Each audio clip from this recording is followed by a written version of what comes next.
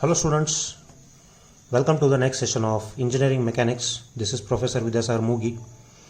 In this session, we'll understand what are the types of loads and how to consider them. Okay, so to begin with, the first type of load is called as concentrated load or point load. Now concentrated load or point load is nothing but the load is acting about one particular point. So when I say the load is acting about one particular point, means the area of contact of this force is negligible. It is just acting over one point and the magnitude is denoted as like this. It may be 2 kilonewton, 2 newton, 2 kg, whatever it is. So this is how we denote the point load. It is acting about one particular point. So say if I say this is A and this is B, then 6 kilonewton is acting at a distance of 2 meter from point A. So distance between 6 kilonewton and 2 kilonewton is 2 meters. And if I say this as 2 meters, then force of 2 kilonewton is acting from a distance of 2 meters from point B. So point load is one which is acting about one particular point and the area of contact is negligible. This is the simplest type of point load. This is simplest type of representation of load. This is called as point load. The next type of load that we discuss is uniformly distributed load. Uniformly distributed load, or it is also called in short as UDL. It is also called as UDL. Now what is this UDL is? This type of load is distributed over an entire length of the beam or over some certain length of the beam. Now example here is, you can take the example of a fish pond. If I take a fish pond, this is a fish pond. If I add water in this, then this portion of the aquarium is subjected to what? Uniformly distributed load, because water level is same throughout the aquarium. So load acting from this point to this point is same throughout. So this load is what is called as the uniformly distributed load.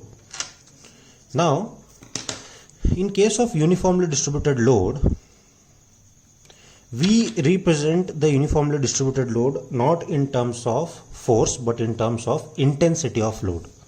Now when it was point load, we represented it in terms of force of magnitude 2 kilonewton. But this is not called as force, it is called as intensity of load or load intensity.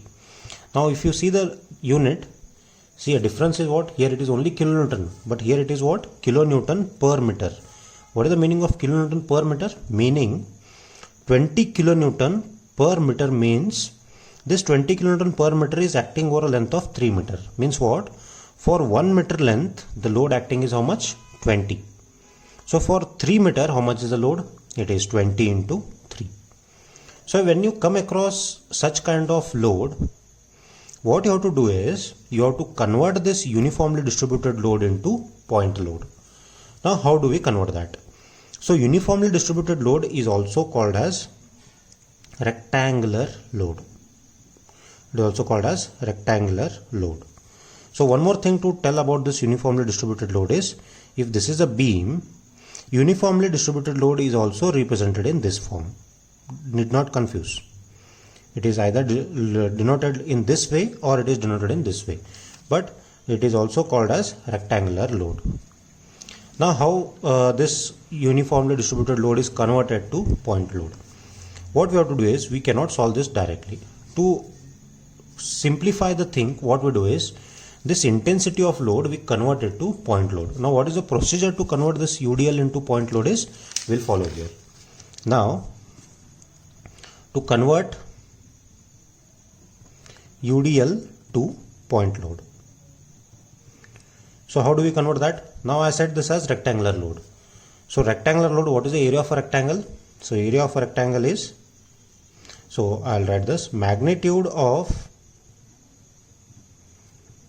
point load is nothing but it is equal to area of UDL. So area of UDL is what? It is rectangle. So what is area of UDL? See here, B into D. So B is what? 3 meters. 3 into what is D? It is 20. So how much is this? Magnitude of point load is how much? 60 kilonewton. Now where is this 60 kilonewton acting? 3, base is 3, B into D. So 3 into 20, 60 kilonewton. Now where is this 60 kilonewton acting? This 60 kilonewton is acting at a distance of B by 2. What is the CG of rectangle? CG of rectangle is B by 2. So total span over which the UDL is acting is how much? 3. So it is acting at a distance. So point load is acting at a distance. I'll write it as point load is acting at a distance of span by 2. I'll call this as span by 2. What is the span over which UDL is acting? Span over which UDL is acting is 3 meters. So 3 divided by 2. How much is that? It is 1.5 meters. So when you convert UDL to point load, so magnitude of point load is how much? Magnitude of point load is 60 and it is acting at what distance? 1.5 meters. So I'll write this as 60 kilonewton and this is 1.5 meters and this is 1.5 meters. So this total span is how much? 3 meters. So this is how you convert the uniformly distributed load to point load before you solve the problem. Hope you understood this. Moving on to next type of load. So the next type of load is called as uniformly varying load. So uniformly varying load, the example is a truck, a fully loaded truck.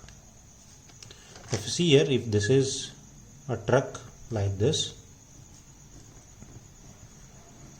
then if this is a soil here or some mass loaded, then the weight of the truck is not same. It goes on varying. So uniformly distributed or uniformly varying load is also called as what? UVL. So in this, what happens is, if you see from the figure, the intensity of load, again it is intensity because what is the unit? 5 kilonewton per meter.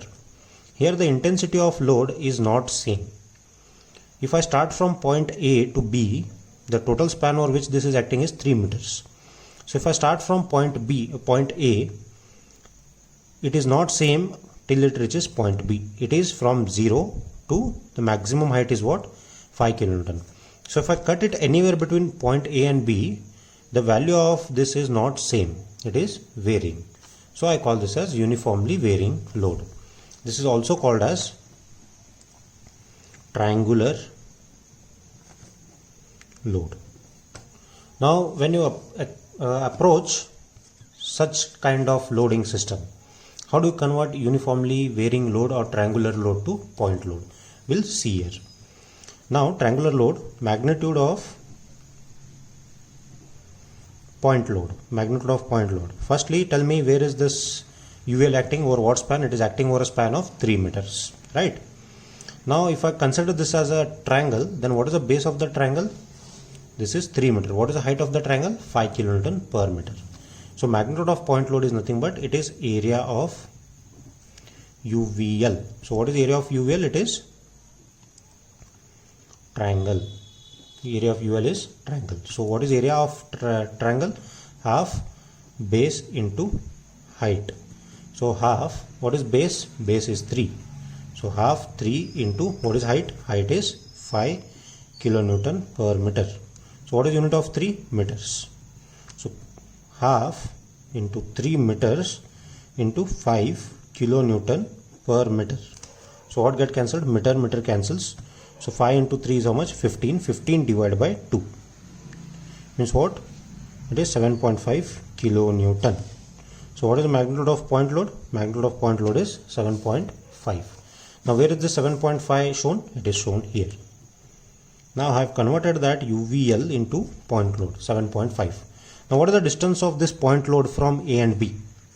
Now since this is a triangular load, this cannot be exactly half. The center of this triangle has been shifted. Now we have studied from centroid, from knowledge of centroid, we know that if I represent a right angle triangle and if I say this as B, then from this straight line the center of this right angle triangle is where? It is 1/3 of B, and from this point it is 2/3 of B. Now what is B here? B is nothing but it is equal to 3. So what is this distance and what is this distance? So this distance is 2/3 of 3 and this distance is 1/3 of 3. Need not represent both, either represent this or this. So 2/3 of 3 is what? 2/3 of 3 is 2 meters and 1/3 of 3 is 1 meter.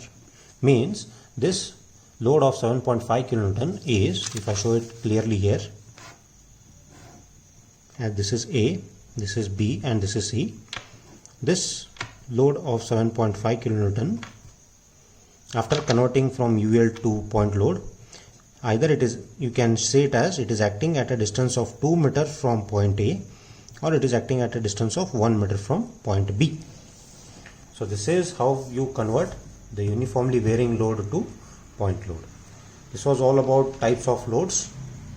In the next session, we'll take up some numericals on support reactions of beam. Thank you very much.